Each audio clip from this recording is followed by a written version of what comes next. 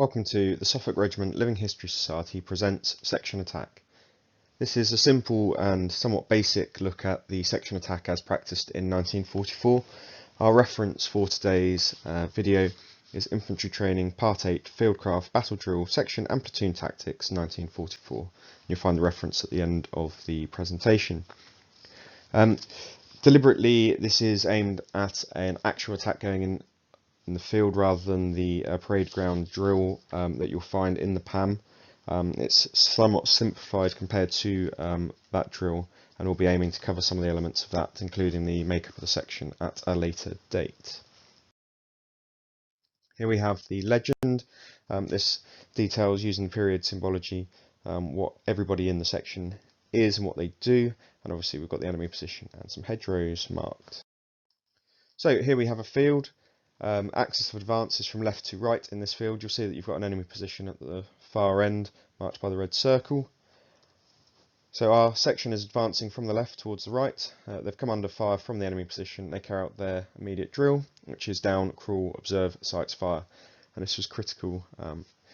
The first thing that an infantryman would do upon coming into contact with the enemy.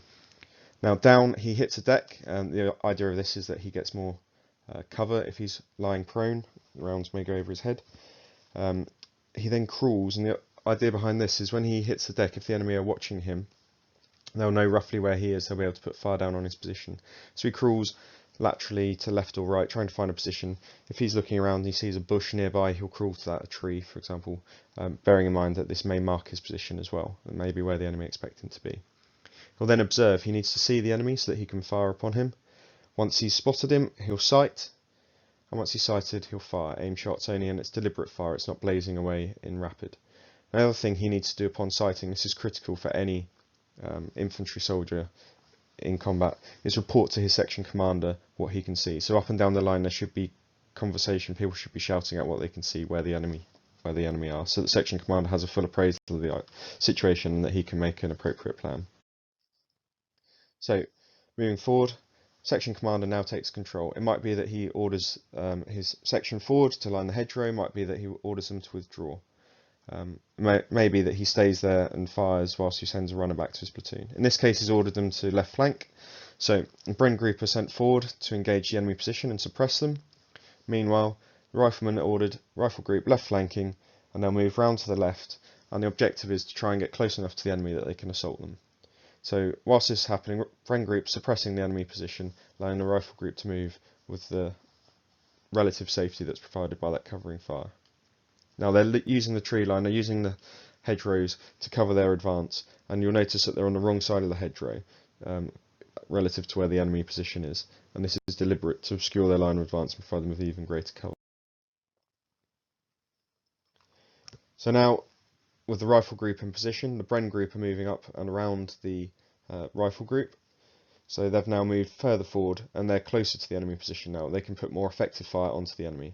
Whilst they're moving, the rifle group will fire under the command of the section commander, the corporal, and they'll be suppressing the enemy position whilst the Bren group fires, so the Bren group are able to get there in relative safety. And then we've got the rifle group moving up beyond the Bren group into a position adjacent to the enemy, whereby they'll be able to assault the enemy position. They're now close enough that they can make that assault onto the enemy position without running across huge amounts of open ground. And then finally, the Bren group moves into a flanking position. And the idea where they are now is they can fire onto the enemy position whilst the Bren group makes its advance. So they've got a good arc of fire, they can see the enemy, they can fire onto them and suppress them whilst the rifle group get ready to make their assault. So they're firing. 2IC will be aware that the rifle group are about to make the assault. He'll have been in conversation with the IC, the section commander, and that liaison between the two groups is really critical for this whole evolution. The rifle group will be getting ready to assault. They'll have been ordered to fix bayonets. They're potentially going to deploy smoke at this point to cover their advance and shield them from enemy observation. It depends on the lay of the ground, depends on the plan and the section commander. So they'll fix their bayonets, they'll be told prepared to assault, they'll get ready to get up and run out. When they hear assault, they'll charge across the open ground as quickly as they can to close the enemy position, firing from the hip as they go.